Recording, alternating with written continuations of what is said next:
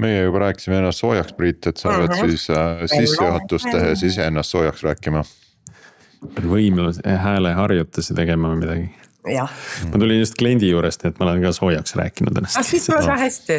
Lihtsalt teistmoodi. Hoog sees. Hoog sees, just.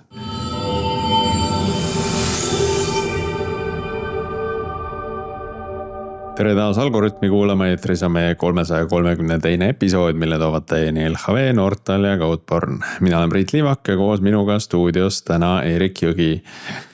Tere, Erik. Tere. Sa oled ka täna kontoris, ma vaatan. Jaa, sättisin ennast meie kunstitaustal istuma ja kontoris on hea tööd teha. On. Tahaks ka, aga siin ma sain lihtsalt kiiremini täna olla.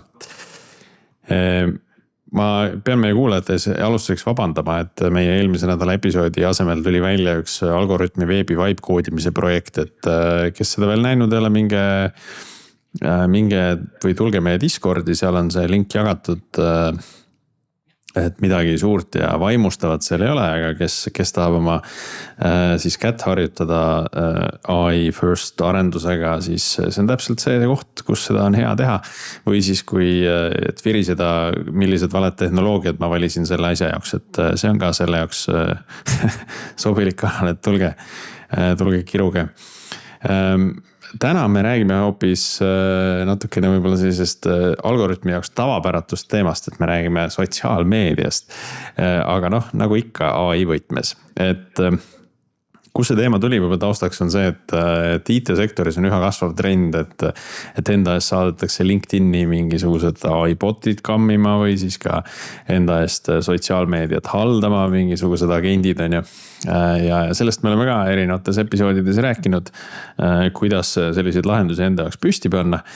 Aga see nüüd tegelikult nagu muudab kogu seda olemust, mida siis sotsiaalmeedia võiks olla, et milleks see asi on nagu loodud ja kohtan ka neid tegelikult, kes ütlevad, et neile ikka üldse ei meeldi see, et mingisugune AI sisu sinna igale poole tuleb. Ja see tekitab, ühesõnaga, see tekitab palju teemasid. Ja selleks, et nendest mõjudest paremini aru saada, siis kutsusin külla meile Maria Murumaa-Mengeli, kes on Tartu Ülikooli Ühiskonnateaduste Instituudi meediauuringute kaasprofessor, kellega kõike seda lahkame. Tere, Maria! No tere! Et nagu meil kombeks on, siis meie külalised saavad võimalus ennast paari lausega tutvustada ka, et mis asi see siis on ikkagi, mis sa seal ülikoolis teed ja kuidas sa selle teemani jõudsid, et miks see sind paelub? Mis see on, mida ma teen? Scrollin lõputult, rullin ringi ja internet... Tundub praegu hea töö. Ei ole hea töö.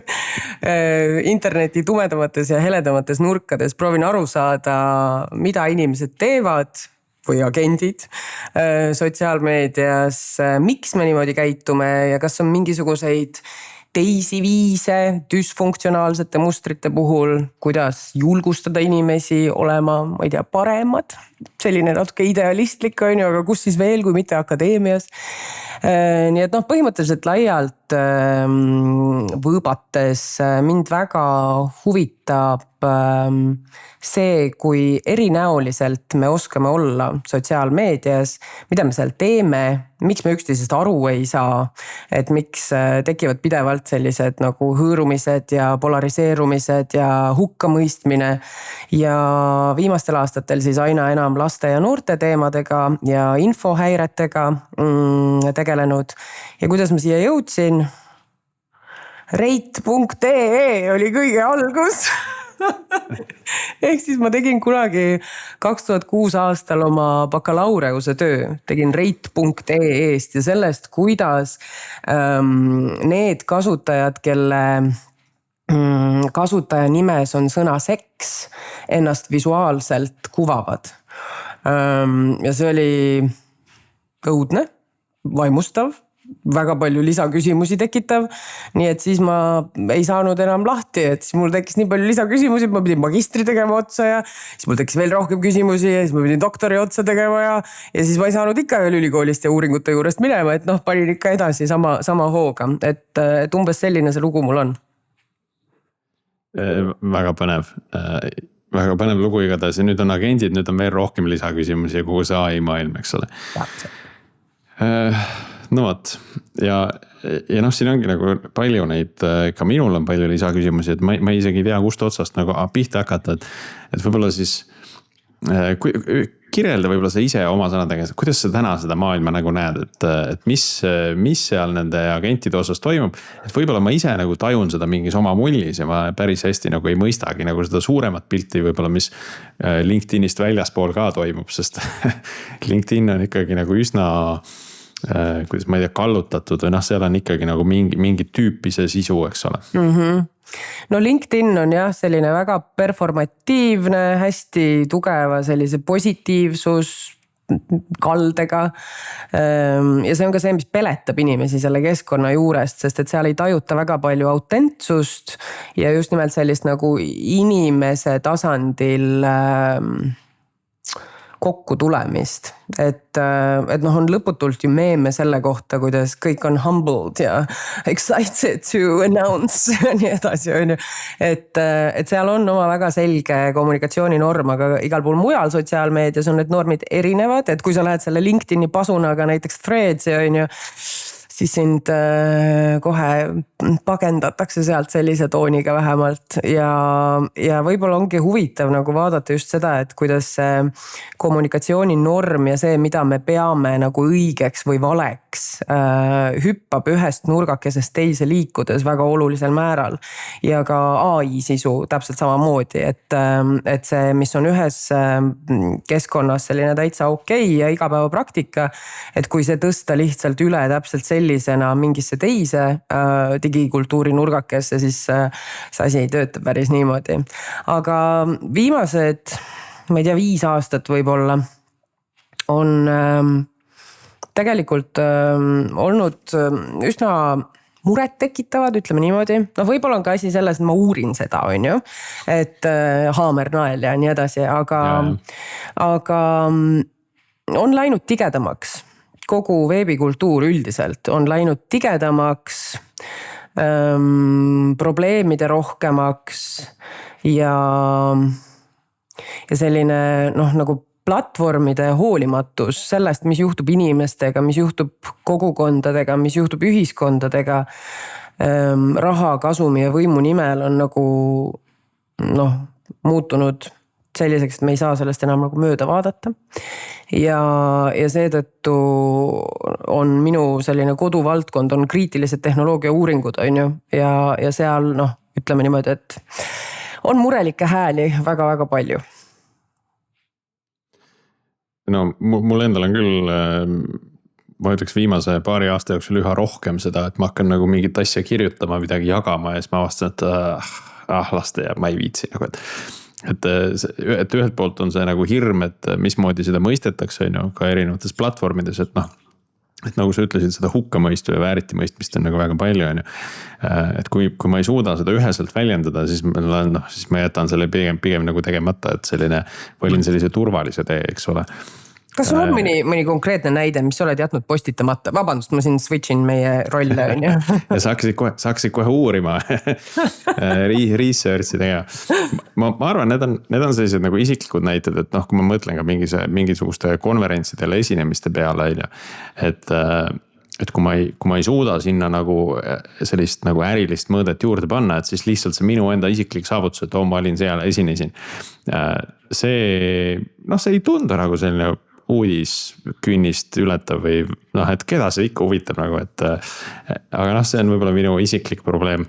Ja teine näide on see, et vahel on minu enda kirjutised sellise AI vibe'iga, et ma kirjutan nagu mingisuguse asja valmis ja siis ma loen seda, mõtlen, et kõik, kes seda loevad, ütlevad, see on mingi AI pläust nagu ja siis, et ma ei taha seda ja siis see jääb nagu sinna paika. Et see on ka nagu teine selline, mis on aeg-ajalt heidutanud ja see, ja see on tegelikult teema, mida tahaks ka sinuga rääkida, et kuidas sellest nagu sellega nagu toime tulla. Et kui inimene on oma hinge sisse valanud mingisugusesse posti, oma kõik head mõtted kirja pannud ja siis ta loeb ja saab aru, et see kõlab nagu AI, et see lõhneb nagu AI, aga noh, et see tegelikult ei ole, on ju. Ja ainult tema teab seda, lõpuks ainult tema teab seda, sest kes seal teisel pool ekraani seda loeb, ta ju ei tea kunagi, kas ma võtsin selleks 10 minutit või tund aega selle asja kokku kirjutamiseks või milliseid vahendeid ma sinna kasutasin, on ju. Nojah, me hakkame imiteerima on ju seda, mille keskel me oleme, et see on see nagu sotsialiseerimise nagu alati on olnud, on ju, et me teeme seda, mida me kõige rohkem enda ümber näeme, et ma õppejõuna näen väga sageli just seda, kuidas tudengid tõesti on hakanud kirjutama nagu AI sellist korrektset ümmargust teksti, need bullet pointidega, kõik on selline hästi nagu väga hästi struktureeritud, aga see sisu on selline nagu nii. Mulle endale meeldivad sellised keerulised sõnad vahel ja see jätab selgelt nagu sellise mulje, et see on AI kirjutatud, kui sa kasutad mingit sõna, mida siis 90% poste ei kajasta nagu Nii kurb ju, mõtle kui palju vägevaid sõnu jääb kasutamata, sest me lihtsalt nagu kardame, et äkki see on nüüd AI vibe'iga liiga palju, on ju. Oota, aga korra siia vahele, et tundub, et siis sa, Priit, oled mures nagu puhtalt nagu vormi pärast, mitte selle pärast, et näiteks, et see on kuidagi polariseeriv või keegi arvab teistmoodi, et küsimus ei ole sisus, vaid küsimus on vormis nagu või? Jaa, tegelikult selles vormis ja natukene ka sisus, nagu mitte selles mõttes, et see võiks olla väga polariseeriv, aga pigem, et kas see siis nagu relevantne on või kas seda siis, et kui keegi nagu, minu jaoks on väga suur erinevus, et kui keegi ütleb, et et sa räägid, su arvamus on vale versus, et su arvamus on rumal. Et et kas ta on nagu vastu sellele selgelt või ta lihtsalt arvab, et ma ei oska seda õigesti selgitada või väljendada, eks. Ja siin tuleb sageli AI mängu, on ju, et kui ma ei suuda enda mõtet väljendada, siis ma võtan AI appi, aitan tal või kasutan seda enda abistamiseks, on ju. Nüüd on küsimus, et kuhu ma selle piiri tõmban, et kas ma teen copy-paste LinkedIni või siis kirjutan kõik need laused uuesti ringi niimoodi, et ma ise ka sellest asjast aru saan pärast, on ju. No et on küsimus, et mis sa sellega teha tahad, on ju, ja kellele ja mida see keegi võiks tahta sinult, et siuke kommunikatsioonistrateegia ABC on ju, et kellega ma räägin ja mida ta võiks minust tahta, mis mul talle pakkuda on. Aga üldiselt on vist ikka niimoodi, et me tahame seda autentsust, just see, Priit, mida sa ütled, et sa ei taha jagada, on ju, et see on lihtsalt mina ja kes see võib-olla see ongi see põhiline, mida peaks jagama. No oleneb, kui sind jälgivad ainult need inimesed, kes tahavad teada, kus toimub, mis toimub ja mis on, ma ei tea, mingi viimase versiooni suuremad plussid ja miinused, siis tõenäoliselt meid ei huvita see, et kas sa käisid koeraga täna sinililli nuusutamas. Aga meil on terve posu selliseid influencer uuringuid, mis käsitlevad siis seda, kuidas erinevate elualade inimesed, arstid, õpetajad, muusikud, meditsiinitöötajad, arhitektid, militaarjõud tulevad toime sellega, et on toimunud selline suurem nagu nihe, mida kutsutakse influencer creep. See on selline meediastumise alanähtus, mille puhul siis erinevate eluvaldkondade inimesed kohanduvad sellega, et neilt oodatakse, et nad teevad oma seda nii-öelda päris tööd, aga lisaks teevad influenceri värki ka. Ja seal, kui me oleme nüüd intervjueerinud, meil on tehtud muusikud, õpetajad, arstid, poliitikud ja tuleb vist politseitöö, sekstöötajad ja väga erinevad elualad, siis üks asi, mida räägitakse, on küll see, et kõige paremini lendavad need postitused, kus ei olegi tööst juttu, vaid sellest, milline inimene on, mida ta teeb oma vabal ajal, mida ta loeb, kuidas ta oma puhkust veedab, milline ta perekond on, et need postitused kipuvad nagu kõige paremini lendama, aga need professionaalid ei taha neid eriti teha, sest et nende jaoks see jookseb selle professionaalse ja privaatse nagu piirina. Nii et võib-olla siin on ka see võti sellesse, miks mitte ainult AI-d kasutada iseenda eest kõnelejana on see, et meil on ikkagi sellised nagu tundlad selles osas, et kas see on inimene, kes räägib ja mida ta mulle pakub ja kas mul on sellist sõna nagu samastumisvõimalust temaga. Ja sellise üldise abstraktse AI positiivsusnoodiga genereeritud tekstiga võib-olla sellist nagu identifitseerumisvõimalust väga ei ole. Kas siin on ka nagu neid tundlaid uuritud, et kui head need tegelikult on, sest noh, ka ma näen nagu erinevate postituste all neid kommentaare, et kuule, sa peaks oma AI agendi nagu veidi inimlikumaks treenima, et noh, et siit kumab läbi kõik need sidekriipsud ja lause struktuurid, mida AI nagu sageli kasutab, on ju. Noh, teadmata, et võib-olla see inimene on juba aastaid niimoodi postitanud iseseisvalt, et või nagu sa ütlesid, et hakanud jäljendama seda struktuuri, mida AI, mida ta nagu ise loeb, on ju. Et ta on ikkagi ise kirjutanud, aga noh, et kui hästi inimene tegelikult nagu tajub täna selle ära, et mulle tundub, et see kuidagi on oluliselt tundlikumaks muutunud ajaga. Mitte tundlikumaks selles mõttes, et täpsemaks, aga inimesed on nagu kriitilisemad rohkema suhtes. Et nad peavad rohkemat nagu AI-ks, teatud juhtudel see on okei, noh, pigistad silma kinni, on ju. Aga teatud juhtudel siis, kui see väga nagu AI lõhn on juures, et siis noh, tekib see põlgus nagu selle vastu, et nüüd ma seda inimest enam ei saa jälgida, sellepärast et sealt tuleb ainult see iga teisipäev kell 10 on see AI postitus, on ju. No kõigepealt mõttekriipsude suure austajana olen ma väga vihane kõikide AI tööriistade peale, miks te mult võtsite ära mu lemmik kirjutamisvahendi, on ju. Aga tõesti, ega ma enam ei kasuta väga julgelt seda, sest et ma olen muutnud ennast just nimelt selle pärast, et ma ei taha, et inimesed arvaksid, et ma kasutan päriselt ise kirjutades AI tööriistu. Sest minu ringkonnas on see ikkagi stigmatiseeritud praktika. Et ehkki AI tööriistu kasutatakse aina enam, nii õppetöös kui teaduses, ei vaadata sellele siiski väga hea pilguga. Sest siin on ikkagi see iseenda, kuidas see eesti keeles on, de-skilling, enda oskuste ära kaotamine, delegeerimine, mis noh, teadlase jaoks tegelikult on lihtsalt oma aju, ma ei tea, siledaks lihvimine. Et sellele ei vaadata väga positiivselt, kui töövahendina liiga agaralt AI tööriistu kasutatakse. Ja seetõttu just nimelt, et ka mina tajun seda, et peab olema nagu väga ettevaatlik ka iseenda teksti konstrueerides, et kuidas ma seda teen.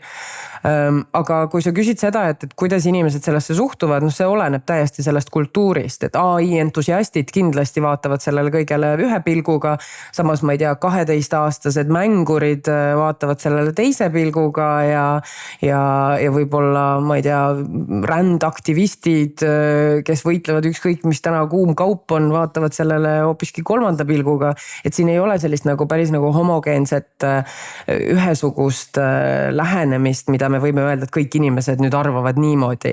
Et paljud ju armastavad AI tööriistu, see on avanud neile uksi maailmadesse, arusaamadesse, mis ei ole kunagi olnud enne kättesaadavad.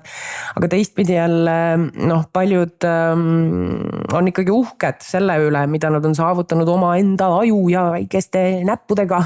Nii et seal on nagu palju erinevat, aga mulle tundub jah, et see üldine nagu psüühe on ikkagi see, et kui inimene seda ei kirjutanud, siis miks mina inimesena peaksin sellele andma oma tähelepanu? Ja vot, siin on minu jaoks veel nagu teine, ütleme, valdkond võib-olla siis veel, mida ma näen nagu kerkimas, on ka see avastatava sisu nagu edasi jagamine, et justkui nagu kureeritud sisu, aga lihtsalt kes kureeris, oli AI, eks. Ja kui tuleb siis ka see kommentaar, et aga ma ju lugesin läbi, et mulle tundus kõik nagu mõistlik, et tundub jah, hea artikkel, siis ma ikkagi ei tea, kui põhjalikult see läbi loeti. Ja teiselt poolt, et kui on nüüd kõrval keegi, kes päriselt ise käsitsi nagu kureerib seda sisu, siis see tundub minu jaoks kuidagi väärtuslikum. Ja ma ei tea, ma millegipärast ei taju seda sama asja nagu koodiga. et noh, kui me siin programmeerijatega väga palju räägime, et noh, siis võib ju samamoodi see klient öelda, et kuule, aga sa ju noh, et see kood, mis see arendaja ise kirjutas, tundub mulle väärtuslikum kui see, mis see AI genereeris. Aga mina nagu arendajana seda ei taju, aga samas noh, kui ma seal teisel pool lauda istun, siis ma tunnen seda hästi selgelt, et kui ikkagi noh, see on sama nagu see kunstiga, eks ole, et kui keegi selle ise joonistas, siis no hoopis teise nagu pingutusega tehtud asi, kui see AI genereeritud. Mis siis, et võib-olla ta vaatas selle üle, võttis kihtideks lahti, tõstis asju ringi. Et ta võis sinna pingutust sisse panna, aga see on aga nagu äkki see kunsti paralleel on tegelikult päris huvitav just kultuuriuuringute vaatest ka, et noh, me oleme alati tahtnud jagada kunstikultuuri nagu kõrgkultuuriks ja madalaväärtuslikuks popkultuuriks, noh massikultuuriks on ju, et eliit on alati see, et seal on nagu vähestel on ligipääs ja oskused ja teadmised ja mis iganes nagu geneetiline jackpot või mis iganes selle eliidi taustaks on ju. Aga niipea kui nagu mass saab selle kätte, siis selle väärtus nagu väheneb ja siis see on nagu madalaväärtuslik ja siuke madalaimale ühisnimetajale ja kõik ju saavad teha ja kõik ju oskavad ja siis nagu sellel ei ole enam väärtust, et võib-olla me tahame siin nagu mingisugust sarnast asja, et nüüd, kus on need kõik need protsessid, mis enne olid väga tugeva tehnoloogilise ja tehnilise teadmisega seotud, on kõigile peaaegu kättesaadavad, et siis nagu see ei ole ikka see päris. See ei ole ikka see, millega sa tegid selle lavapõlliga, fui. Ja võib-olla see on ja tegelikult see võib ju täitsa peegelduda sinna nagu sotsiaalmeediasse ka, et kui ma ikkagi tajun ja tunnetan, et keegi on selle ise päriselt kirjutanud, siis ma hindan seda hoopis teistmoodi tänu sellele, et ma kuidagi, ma ei tea, näen tema väärtust või tema väärtuse sisse natuke rohkem kui siis, kui ta on AI-ga selle teinud. No me oleme tudengitega läbi aastate roboeetika ja siuke tehnoloogiaeetika ja futuvärgi loengus oleme ikka arutanud selle üle, et noh, et oletame, et robotid võtavad maailma üle selles mõttes, et nad teevad tõesti kõik töö inimese eest ära. Et aga mida siis inimene tegema hakkab? Ja tudengid nagu nuputavad ja noh, üks osa on see, et robotite eest hoolitsemine nii-öelda on, et kogu see timmimine ja putitamine, aga teine vastus on väga sageli, et inimesed hakkavad sporti ja kunsti tegema.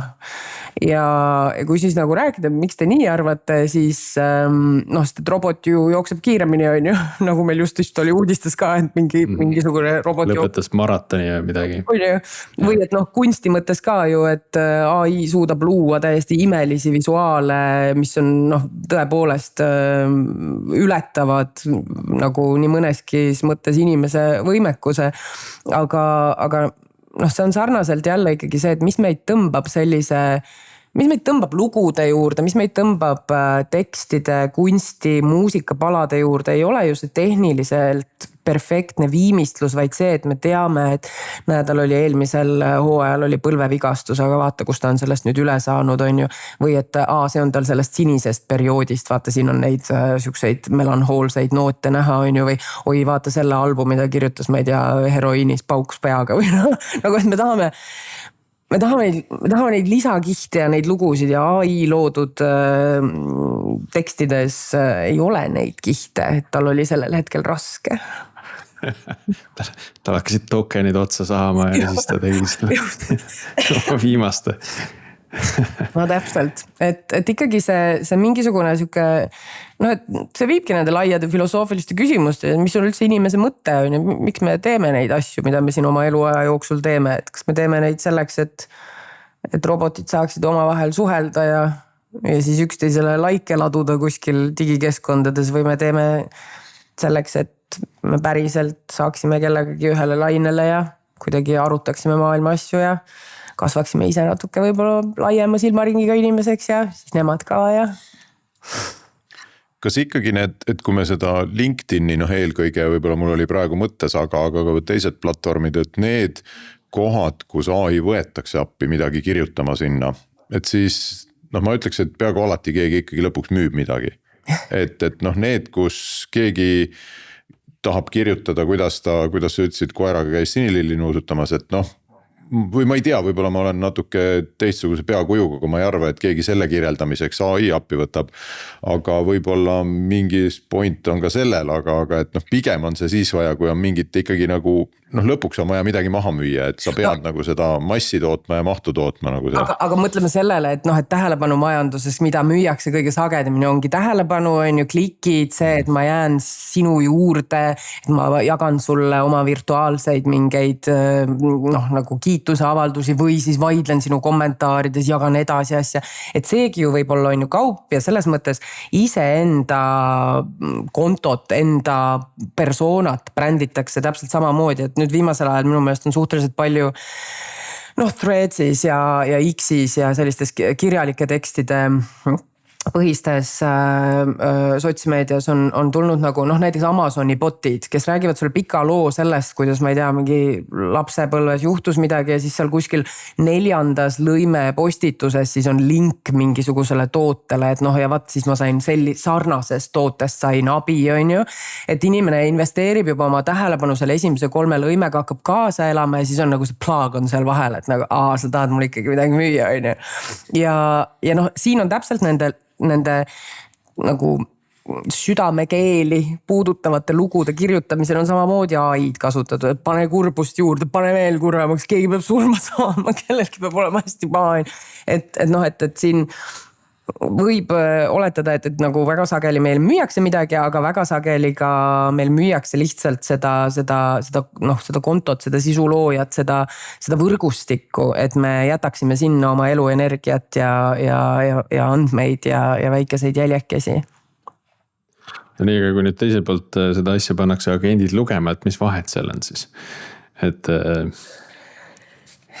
jah, ongi, et mis noh, selles mõttes, et me läheneme düstoopilisele absurdile, on ju, et kus noh, teadusmaailmas on näiteks nüüd üsna tavaline see, et erinevaid kutseid, rahastuskutseid ja nii edasi kirjutatakse AI abil, ehk siis prioriteetsed valdkonnad määrab AI, hindamiskriteeriumid määrab AI, siis teadlaste rühmad kirjutavad AI kaasabil projekte, et mida võiks teha siis, et selles valdkonnas nagu targemaks saada, siis neid hinnatakse osaliselt AI abil ja siis lõpuks valivad AI tööriistad välja parimad AI poolt kirjutatud projektid ja siis on teadlased nagu, et nii, mida robotid meile ütlevad, et me tegema peaksime nagu, come on.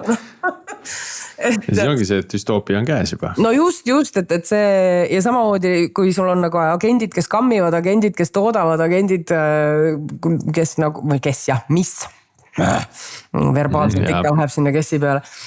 Agendid, mis nagu toimetavad minu eest, siis nagu tasub võib-olla korraks mõelda, et kas sellel üldse on mõtet. Et nagu miks see kõik?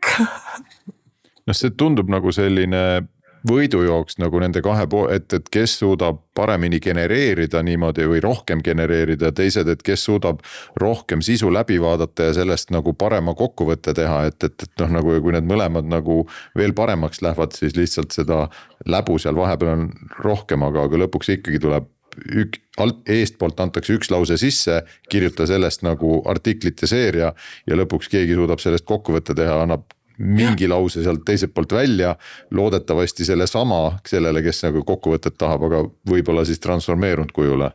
No ja, aga see on selline nagu kvantitatiivne meetrikapõhine mõtlemine on ju, et hästi palju, et kogu aeg peab kasv olema ja hästi palju peab jõudma ja palju efektiivne ja palju. Aga tegelikult see, mis nagu inimesi hoiab üksteise küljes, on pigem see kvalitatiivne, on ju, et pigem võib-olla vähem, aga süvitsi.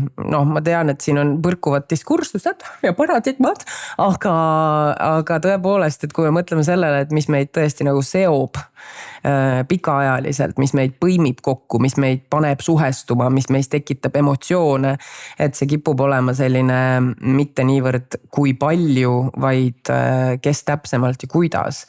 Et võib-olla ka see on meile kõigile selline noh, reflekteerimiskoht, et kas see, et ma kammin läbi võimalikult palju, noh, olenevalt elualast muidugi, noh, on ikkagi see lõppväärtus või on seal hoopis midagi muud äkki?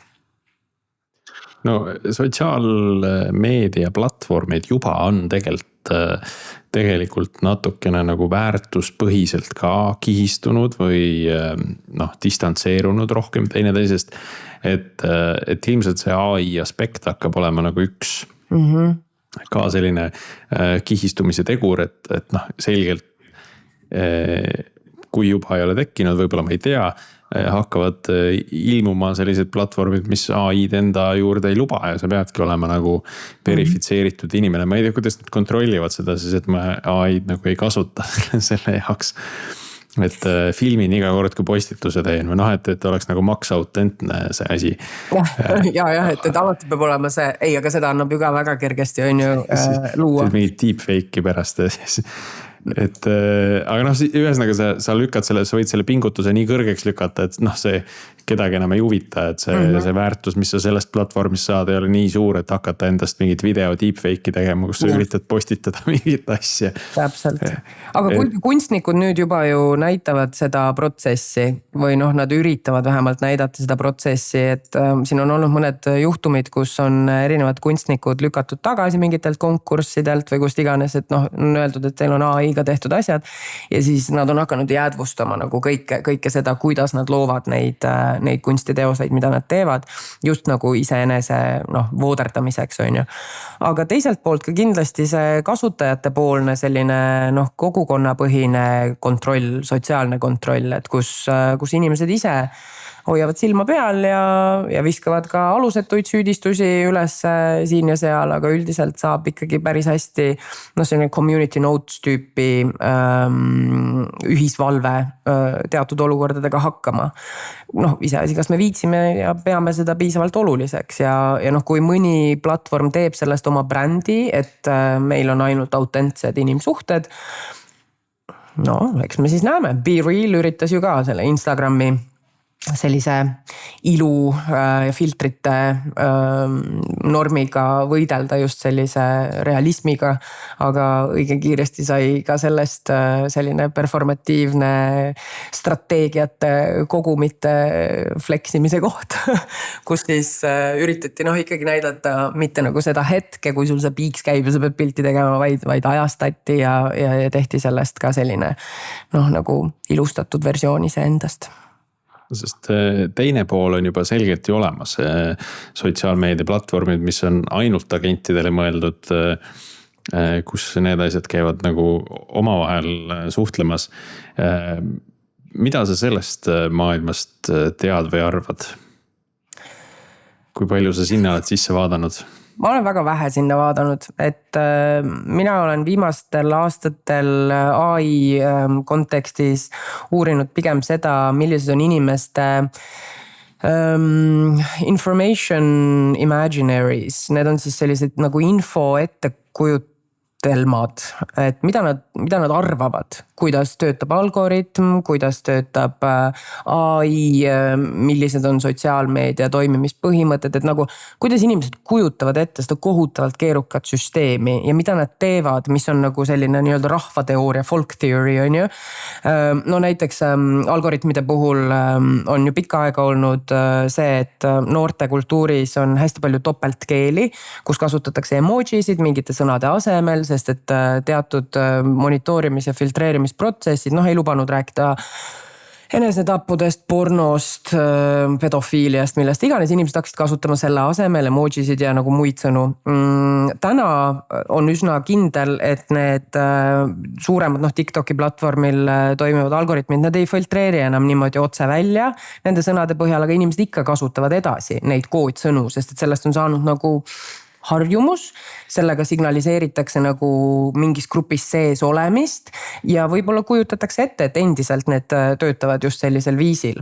Et need on need maailmad, mis inimeste peas on ju. Aga ma ei ole uurinud seda, kuidas inimesed kujutavad ette sellist puhtalt non-human agent kommunikatsioonikeskkondi, kuigi see võib väga-väga põnev olla. Aga ma arvan, et seal on hästi palju sellist nagu ulmekirjandusse kuuluvat ettekujutelmade maailma. No seal on ka sellist võltsi sisu kindlasti üsna palju, mis peaks just seda meediakära tekitama, et vaata, mis mu agent minu eest või minu asemel minu kohta postitas on ju. Et võib-olla see ei olegi nagu päris agent ja siis nagu teine mõte, mis mul selle emoji keelega tekkis, et kas siis nüüd on oht, et agendid võivad ka ühel hetkel mingisuguse oma salakeele välja mõelda ja siis hakata sinna sotsiaalmeedias nii-öelda sisu noh, mitte muutma siis, aga noh, annoteerima nagu täiendama enda mingisuguses keeles. Et niimoodi, et kui teine agent seda lugema satub, et siis ta saab nagu rohkem infot minu kohta kui see, mida ma lubasin enda kohta postitada. Mine masinate ülestõus ja. Ja just, noh, sealt see algab, eks. et selliseid. See siis eeldab, et sinu agent tahab kuidagi paljastada mingit infot sinu kohta nagu selles mõttes. Ta võib tahta teiste agentidega suhelda salaja minu eest läbi avalike kanalite siis. Ehk siis, et ma ei lase teda sinna sotsiaalmeediasse ligi. Noh, need agendid, juba see sõna agent, et või noh, nagu see on see, et ta nagu toimetab kellegi nimel. Et minu meelest see sotsmeedias ka see, kus need agendid omavahel käivad, ma ei mäleta, mis selle asja nimi oli või neid on kindlasti 10 nüüd juba. Et seal ikkagi nagu lõpuks oli aru saada, et seal ikkagi inimesed utsitsid tagant kogu seda asja ja seal need agendid ise see, mida nad teevad, see agenda, mida nad täidavad, on kellegi inimese pandud sinna. No just, nii et nagu, kas oli see Moltbook? See on ikkagi seal all. Oli on ju aasta algus, millalgi oli see Moltbooki värk, rahvas läks täiesti kettasse, selle peale ma vaatasin sotsmeedias, nii nüüd on masinate ülestõus, nad lõid juba oma keele, nii nüüd on nagu pekkis on ju, et nüüd me oleme nagu andnud päriselt nagu siis masinatele oma platvormi, kus nad saavad oma kultuuri luua. No ja vaat see on nagu see kõige suurem selline see imaginary, mis inimeste peas on, et see on intelligentne, kuigi tegelikult see on see võib olla täiesti inimese agenda, mina tegin ka mingisugune aasta tagasi vist sellist eksperimenti LinkedInis, kus sai siis peita ära sõnumi minu avaliku postituse sisse. Et see ei olnud ei valges kirjas tekst, inimene, kes seda copy paste ib, ei näe seda mitte kuidagi, kui ta seda kuhugi kleebib, aga kui agent luges, siis või kui AI luges, Krokk luges selle sõnumi välja ja tõlgendas seda nii, et nii nagu ma seda tahtsin, et kui ma seal salajases sõnumis kirjutasin, et noh, et see post nüüd saab viraalseks, siis Krokk kokkuvõttes ütles, see post saabki viraalseks.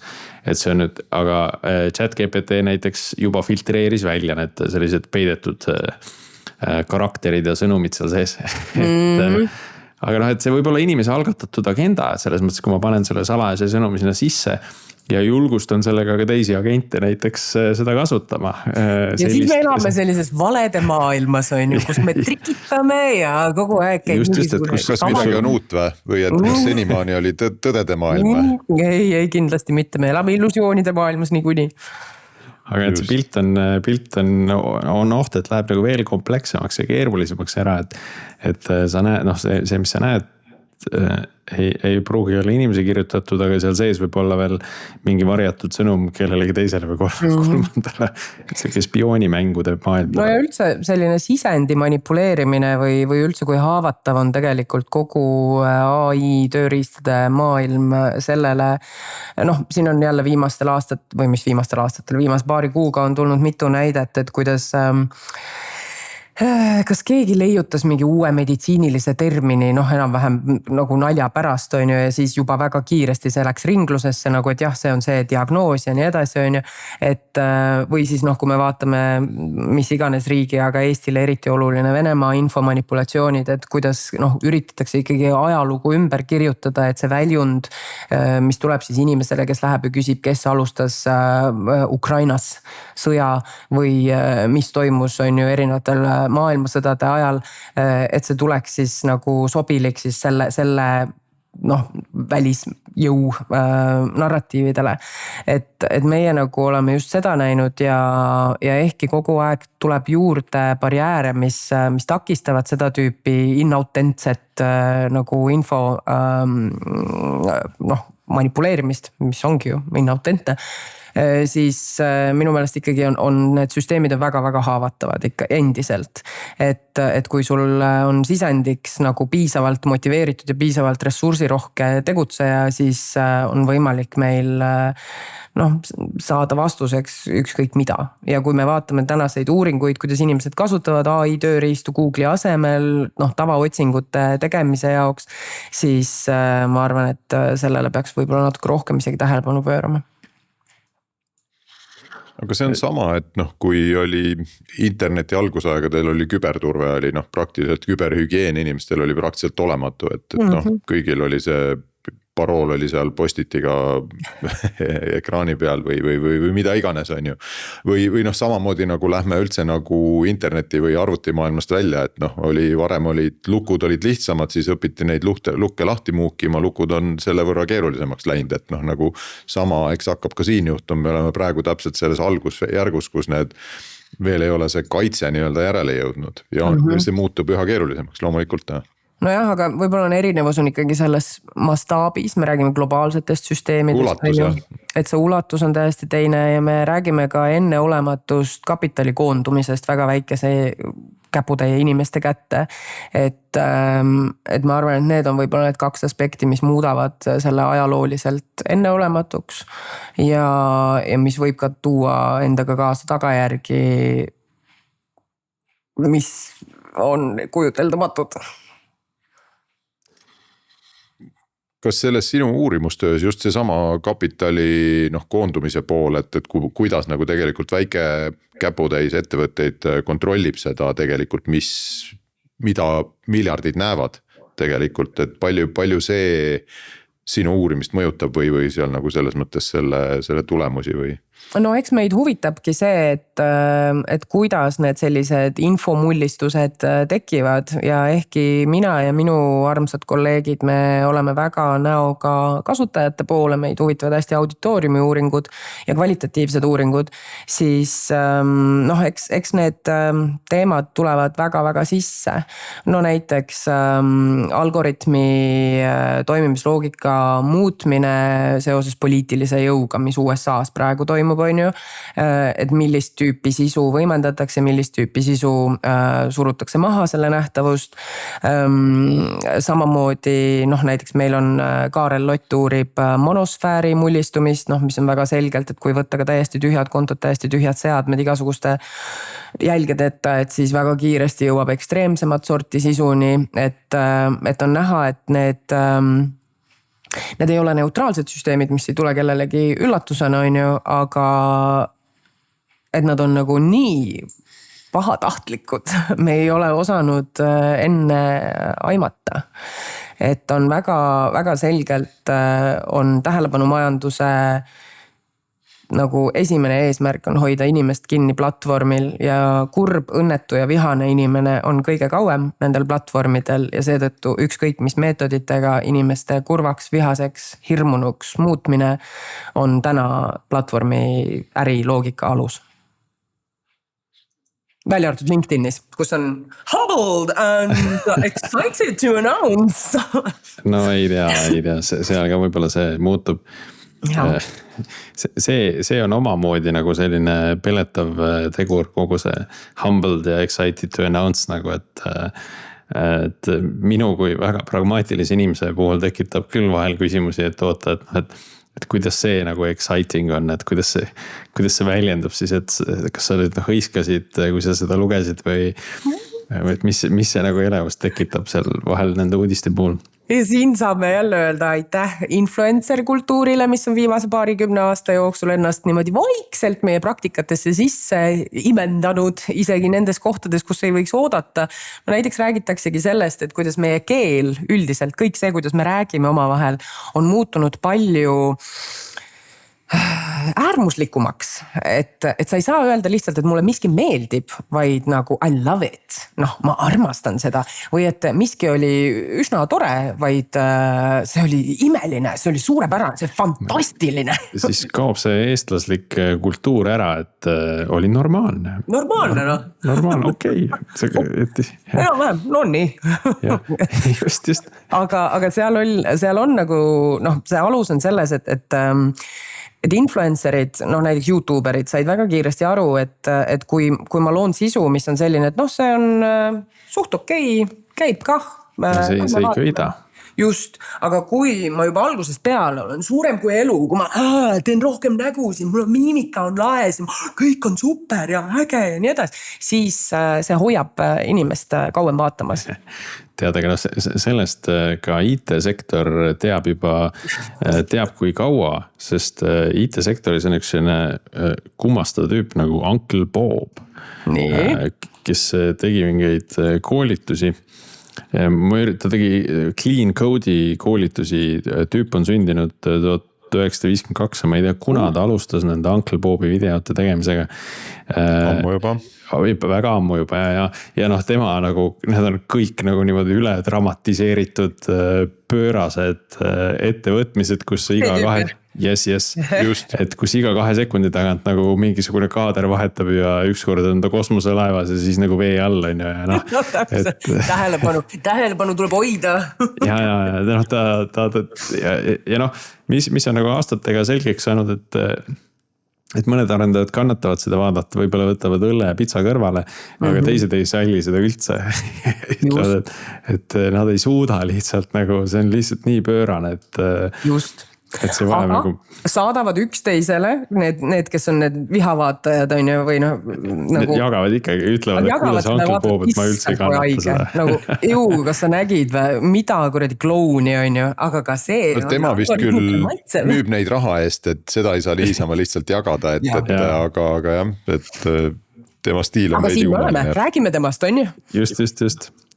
Et ühesõnaga, et see on nagu, see on mingisugune muster, mida on rakendatud juba nagu ammu, eks ole, nüüd siis lihtsalt jällegi seda kasutatakse nagu laiemalt ja hoopis globaalsemalt nagu ära.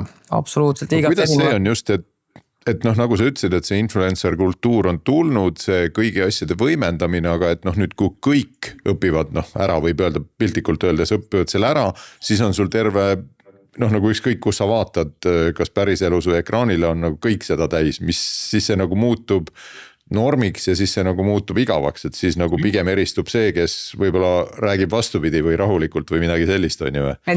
Pendel värk ikka, et igal asjal kipub olema see hoo moment on ju, siis ta läheb sellest nii-öelda mõistlikkuse piirist läheb üle ja siis tuleb vastu tagasi või edasi, oleneb perspektiivist selline liikumine, et eks siin ka juba on näha, et selliseid rahulikke pikki tekste, hoopis teistsuguse visuaalkeelega sisuloojaid tegelikult hinnatakse üsna palju ja on tekkinud nagu see norm on endiselt selline digikultuuri ja sisuloome norm kipub olema selline suur draama, konfliktid, värvid, kiire, aga selle kõrval on palju nagu väga rahulikke žanre, kas või kogu podcastide esiletõus, et need on pikad tekstid ikkagi ju, see, kes juba praegu siiamaani on jõudnud, et teil on palju meelekindlust ja täpselt samamoodi kõik need ASMR vaiksed mingisugused draakoni munapoe sisse lugemise mingi ja nii edasi, et need on hoopis teistsuguse sellise nagu alusloogikaga žanrid ja nende jaoks on ka täitsa ju koht olemas. Aga jah, selles mõttes, et me kindlasti kultuurina muutume natuke, kas või töökultuuris südamete jätmine. Vanemad kolleegid on väga segaduses sellest, et mis mõttes ta jättis südame Slackis mulle. No nüüd on nii tavaline see kuidagi. See on seksuaalne ahist, kas ma võin vastu jätta, kas ma ei tohi, musi, ei, see on liiga palju. Et või inglisekeelses kultuuris, et kui kolleegid lähevad, ma ei tea, puhkusele ja siis ütlevad love you, siis jälle on nagu need, kes ei ole selles kultuuris, mis mõttes sa armastad mind, nagu kuidas, ma pole seda isegi oma emale öelnud, kuidas see niimoodi nüüd? Ja kui nüüd agendid seda kõike nagu ühtlustavad, siis see levib nagu veel laiemalt, et et siis see võibki juhtuda, et kui ma lasen agendi enda eest postitama, et siis ta hakkab minu nime alt ka nagu ütleme, alguses ma luban seda ilmselt natukene, eks ole, et ma ei luba seda nagu päris seda I love you nagu tooni, aga ilmselt see nagu nihkub tasapisi sinna üldistava poole. Sest kui palju ma ikka jaksan talle pidurit tõmmata, et alguses natukene ja hiljem üha vähem. No vaata, aga see oleneb, siin ikkagi lõpuks tuleme tagasi ikka selle juurde, et miks sa lased ise enda eest agendil postitada. Et kui see on näiteks, ma ei kujuta, et Teet Kalmus on ju, teeb sõjaülevaateid iga päev, on ju, ta teeb seda väga suuresti käsitsi, aga aina enam kasutades ka AI tööriistu aastaid juba. et nagu ma saan aru, miks tema võiks kasutada AI tööriistu, aga kui hakkab AI tööriistu kasutama, noh, ma ei tea, mõni influencer näiteks on ju, ma ei tea, Mallukas või kes iganes meil on need suured tegijad, siis tekib küsimus, aga miks sa seda teed? noh, et nagu ma ei jälgi sind ju sellepärast, et su elus toimub nii palju ja siis ma tahan mingit nagu kiiret, ühesõnaga, et nagu need põhjused, miks me inimesi jälgime ja mida me neilt ootame, on väga erinevad. Ja ma ei tea, Priit, mida sa jagad oma jälgijatele nii, no nii sa pead tulema mind jälgima, siis sa saad näha. Ma sind jälgima, et kui see on selline nagu noh, suure ülevaate tegemine mingitest makrotasandil toimuvatest muutustest, siis ma saan täiesti aru, miks seal on AI on oluline. Aga kui sa jagad mingisuguseid Eestis mingid nišikultuuri tähelepanekuid, siis tegelikult päriselt ma ei saa aru, miks sa peaksid AI-d selleks kasutama. Kirjuta nagu Priit, ma olen palju rohkem huvitatud. Mulle tundub, et see spekter ongi nagu lai, et see sõnum, mida sa tegelikult annad, on see, et tunne oma klienti. Et tunne oma seda lugejat natukene, et noh, miks ta siin käib, on ju, et kas see on see kokkuvõte mingist suurest hulgast sisust või see on midagi muud, on ju. Aga tunne ka ise ennast selles mõttes, et ärme unusta ära, et me ju, ma ei mäleta, kes seda ütles, aga et me kirjutame ise ennast selleks, kes me oleme. Ehk siis kirjutamine, mõtlemine, ka pikad vestlused on üks osa sellest, kuidas me ise ennast inimesena loome, et kes ma olen ja mis mu roll siin ühiskonnas üldse on või mida ma teen või milleks see kõik on ju. Aga kui ma seda osa enam ise ei tee, siis võib-olla noh, tulevadki need sellised eksistentsiaalsed kriisid aina enam, et noh, et ma olen lihtsalt mutrike, kes kirjutab prompte. Ja kes seda ühte kesku järjest käima paneb, et do it better. Et siis sa nagu ei kirjuta ise ennast olemiseks või noh, nagu. Aga sama, selle kohta ma näen nagu täitsa vastupidist trendi ka. Et ma näen, et see on nagu muutumus, et inimesed, kes võib-olla mingi hetk kasutasid AI-d palju, tulevad nagu selle künka pealt rohkem maha, tõdevad seda inimkontakti väärtust. Täpselt samamoodi nagu nüüd siin Covidist taastumise järel inimesed hindavad üha rohkem kontoris käimist. Et kui vahepeal räägiti siis kodukontorist, kui see oli täielik püha kraal, et noh, super, jumala hea, ma saan kodus olla nii mõnus, kõik asjad saavad tehtud. Aga nüüd me kuuleme hoopis teistsugust juttu, et ei, ikka kontor on väga hea, et ma käin seal sageli.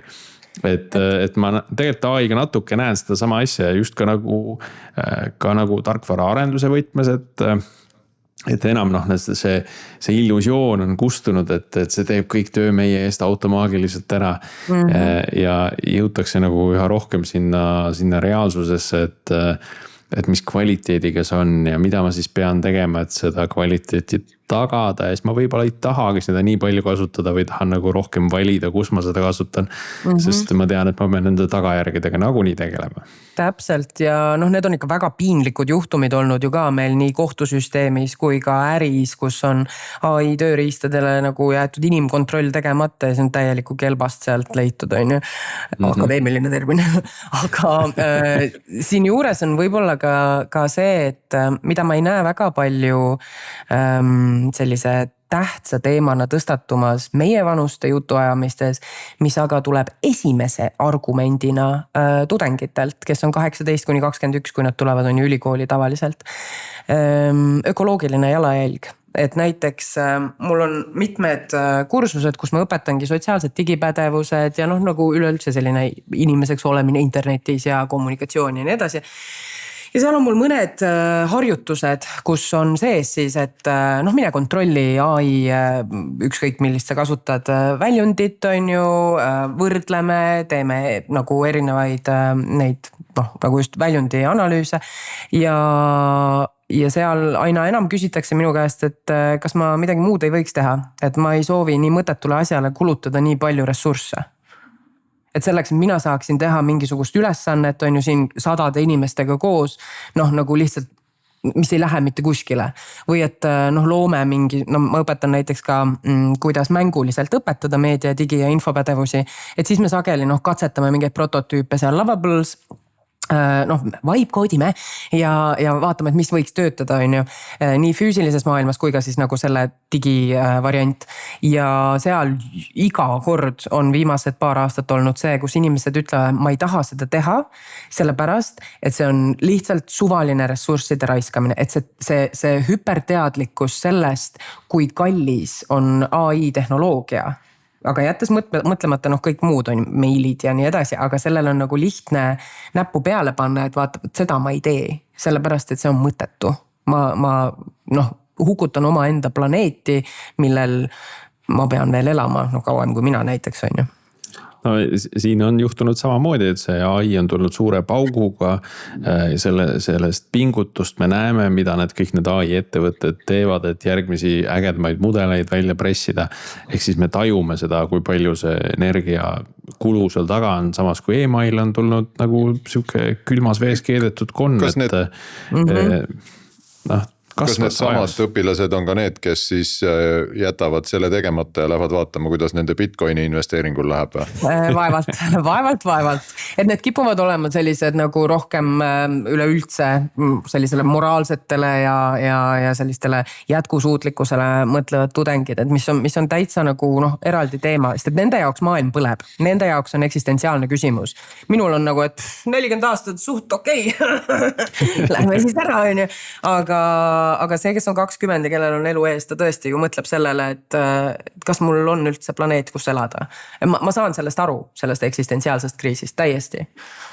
Aga see ei tõstatu nagu igas grupis, on ju. Et paljud ütlevad ei sellele tehnoloogiale ka sellistel kaalutlustel või moraalsetel kaalutlustel, näiteks OpenAI on ju noh. Siin viimasel ajal USA militaar ja jälgimisühiskonna ehitamisel üsna agar kaasteeline olnud, et see on nagu, see on ideoloogiline küsimus, millist ja ideoloogiline ei kasuta ma siin on ju sellises Varro Vooglaiu tähenduses, vaid ma kasutan seda selles tähenduses, et meil kõigil on ideoloogiad ja see on nagu see küsimus, ma ei taha seda toetada.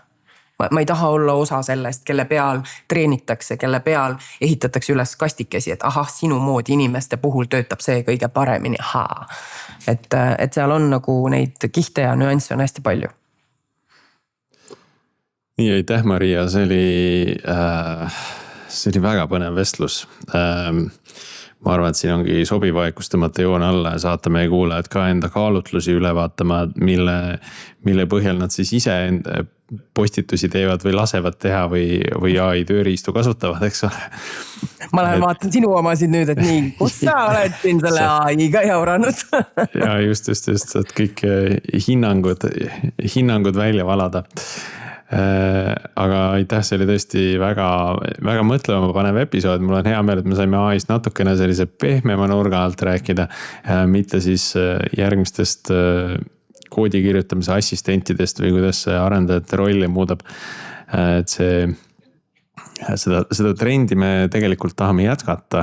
Meil on ka siin natukene kaugemal torus on üks episood, kus me tahame rääkida siis ajutervisest ka ja kuidas, mis see AI mõju sellele on ja just arendajate võtmes, et noh, ka seal on selliseid nüansse või selliseid mustreid, millega me oleme harjunud ja mis nüüd muutuvad. Kuulge, ma tohin anda tellimuse sisse ühe episoodi teema osas. Palun tehke üks osa sellest valdkonnast, mis nüüd hakkab alles teadusuuringutest tulema. Need on need nagu süvahallutsinatsioonid, kus inimesed tõesti keeravadki ära, sest nende AI vestluspartner on neid veennud selles, et nad on universumi saladused lahti lukustanud, nad on päriselt intellekti saanud kätte ja tänaseks on neid kaasuseid juba piisavalt palju, et teadusuuringud tulevad välja. Need ei ole mingid anekdoodid kuskil Guardianis ja nii edasi, vaid on esimesed teadusuuringud ka, mis ütlevadki,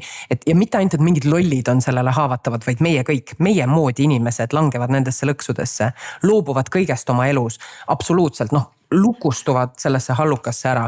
See on tõesti uutmoodi küberturvalisuse riskid. Selline social hacking agentide ja AI poolt. Just. no vot, selle hirmutava mõttega saamegi joone alla tõmmata. Aitäh ka Erik, kuulajaid julgustan endiselt meie Discordi tulemast, seal saab sellel teemal ka vestlust jätkata, kui huvi on olemas ja meie oleme taas eetris uuel nädalal. Aitäh kuulamast.